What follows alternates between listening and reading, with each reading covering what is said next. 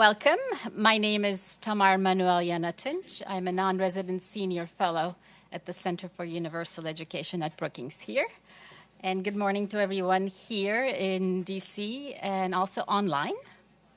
So we're going to be spending the next hour and a half learning about and discussing the performance of the first development impact bond, which focuses on educating poor children in the state of Rajasthan in India, with a particular focus on girls. If you are participating via webcast, please do submit your questions for the panelists via Twitter. You can use the hashtag #EducateGirls. Just a little bit of background on why we here at the center are hosting this event. The center has been doing research on global impact bond market for the last 4 years, and the work has been led by my colleague Emily Gustafson-Wright, and Izzy Boggild-Jones, whom you're going to be hearing from later, is part of the team. Emily unfortunately couldn't be here, but I know she's watching, so hi, Emily. So we were interested in the social impact bonds and development impact bonds from the perspective of seeing whether or not they had any relevance for developing countries. As most of you know, these were started in the developed world, and most of them still, the existing ones, are in the developed world. So we wanted to see if they had any relevance for developing countries, and we were particularly interested in the sectors of education and early childhood development, which were the areas of focus for us at the center. There's been a great deal of enthusiasm about this tool, this way of working. We also felt there was a need for a real objective voice in this space, in this market, to observe the trends, draw out the lessons and the applications for further transactions, and sort of be an independent voice, because a lot of the literature that comes out on this comes from people that participate in the market. So over the past 4 years, we've put together a database, a comprehensive database of all transactions that have concluded and are in the design phase, and have also published 5 reports, and you'll be seeing them in Izzy's presentation. So I know we're all eagerly waiting to hear the results of the Educate Girls Development Impact Bond. I just want to ask how many people in the audience know something about social or development impact bonds, or even more broadly, impact investing. Can you just put your hands up so we know? Oh, excellent. We have a very well-informed audience here. Great. So what I'd like to do now is I'm going to invite Izzy to come up and make a presentation to sort of set the stage, give us a little bit of background about what this instrument is all about, a little about Educate Girls, and then we're going to hear from Dr. Neil Badishah, who's going to be presenting the results after 3 years of the activities of this particular intervention. Just quickly to introduce the two of them, Izzy Boggild-Jones, as I mentioned, is at the Center for Universal Education here. She's a research analyst, and she works on innovative finance and early childhood development. And Dr. Neil Badishah is CEO and co-founder at ID Insight, which is a service organization that provides support to developing countries, NGOs, and foundations to help them make impactful decisions by providing rigorous evidence. Once they have concluded their presentation, then I'm going to invite others up here to the panel. We'll have a moderated panel discussion for about half an hour to 40 minutes, and then I'll open it up for questions, both from the floor and via Twitter. So let's get started, Izzy. Thank you, Tamar, and thank you everyone for being here today, both those of you in the room here in DC and watching online. We're so pleased to have you here for such an exciting launch of results. In fact, I'm just going to put up, these are our five research reports published on impact bonds. And in the interest of time, I'm going to jump straight into what is an impact bond. And now I realize that we've got so many experts in the room. I apologize in advance if this is too simplistic. But it is, I think, always good to sort of set the scene at the beginning. of a presentation like this. So we usually think of an impact bond as a combination of three components. It's impact investing, public-private partnership, and payment by results. It is not, despite the name, a bond, but rather a type of pay-for-success mechanism. So here's the slide that everybody looks forward to. It's the typical structure of an impact bond. And we usually think of there being three main organizations involved: an investor, a service provider, and an outcome funder. The investor typically provides upfront capital to a service provider who delivers services to a population in need. Then an independent evaluator will verify whether the service provider has met some set of pre-agreed outcomes, and the outcome funder, who is a government organization in a social impact bond, or SIB, and in a development impact bond, or DIB, this will be a third party such as a donor organization or a foundation. Apologies for the acronyms.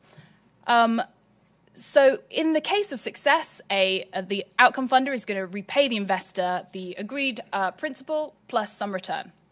Now, in addition to these parties, there's also typically an intermediary who will help to structure the deal and to provide performance management. Often there are other parties providing technical assistance or legal counsel. And the idea of a social impact bond was developed about 8 years ago in the UK to reduce the high costs incurred when young people were repeatedly returning to the prison system. The idea being that by reducing the cost of recidivism, you could save money without having to have the government face the financial risk of a failed program.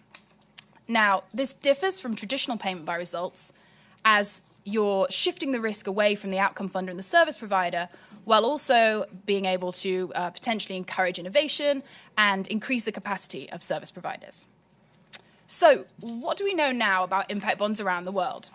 As of right now, we have 113 impact bonds contracted globally. And there are various definitions of when an impact bond is contracted. For our database, we say it's contracted when all the contracts have been signed. So, as you can see on the map, we've got 113 across 26 countries. 107 of these are social impact bonds, and 6 are development impact bonds. And all of those social impact bonds are in high-income countries, with the exception of the Colombia Workforce Social Impact Bond. The UK has the most with 46, followed by the US with 19. The Netherlands has 9. Australia has 8. And what sectors have they been contracted in? Employment and social welfare dominate so far, and most of these social welfare impact bonds are in homelessness or child welfare. We have a further 16 for health, 9 for criminal justice, 8 for education, and 1 each for the environment and agriculture. But those are just the ones that have been contracted. There are many, many more in various stages of design. And this map just shows you those that are in design in developing countries. There are more than 20. Many of these are in Africa, and followed by Latin America. Health is the dominating sector, followed by employment. And in addition to these, there are 2 education outcomes funds in design, both seeking to raise $1 billion for education outcomes in India and the Middle East and Africa. So, now the bit everybody's waiting for.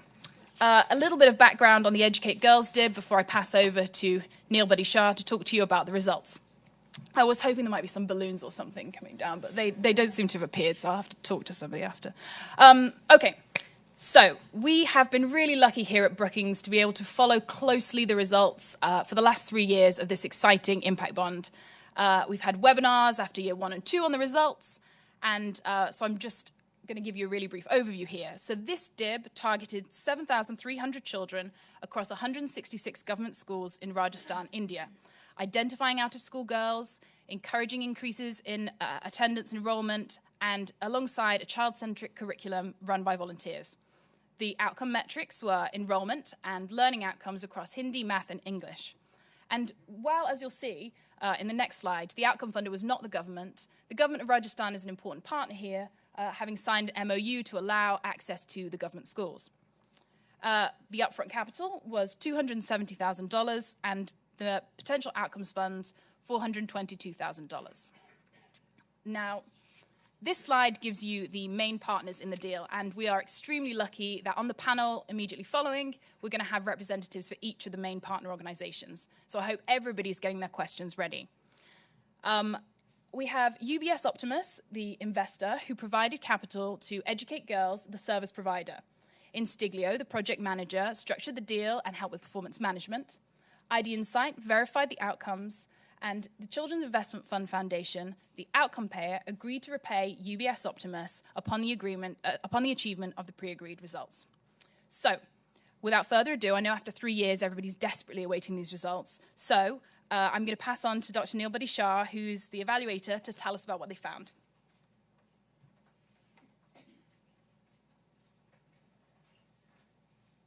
Great, thanks, Izzy. I was very excited to announce the results of this first development impact bond, though for those of you who read the Economist article today, some of that suspense may have been killed.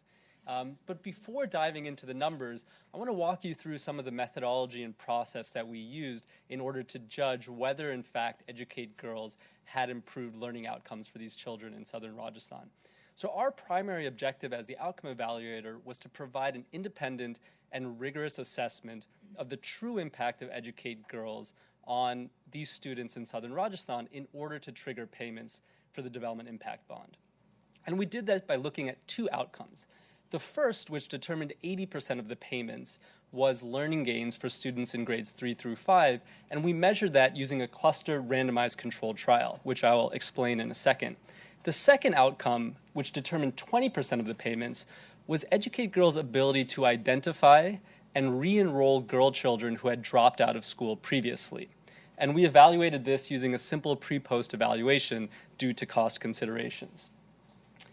So we measured learning outcomes using something called the USSER tool, which is a straightforward, well-validated test instrument that essentially grades students in Hindi, math, and English on a score of 1 to 5 or 1 to 6 in a fairly straightforward manner. So for instance, if a student can read words in Hindi, they get a grade of 3. If they're able to do a simple subtraction problem, they get a grade of 4 in the math section. And the reason we chose the USSER test instrument is that it's a validated tool.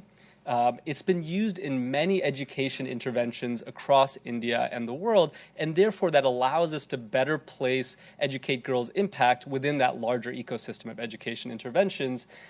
Significantly, it's fast to administer and therefore keeps evaluation costs down, and perhaps most importantly, it tests the most foundational elements of students' core competency.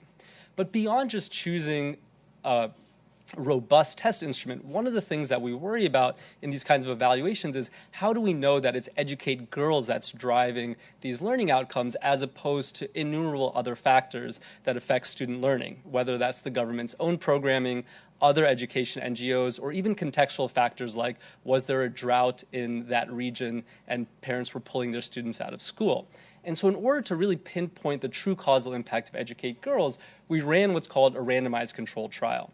And the way this works is that in the 3 districts where the DIB took place, we identified all the government primary schools.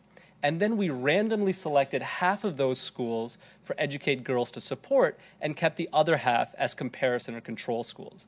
And since we had a large number of schools and randomly selected which ones Educate Girls would work in and which ones they wouldn't, we're able to say that any differences between Educate Girls schools and the comparison schools are only because of Educate Girls' work and not due to any other factors. And this is our way of kind of having the gold standard of knowing that Educate Girls is causing these changes rather than other factors in the context.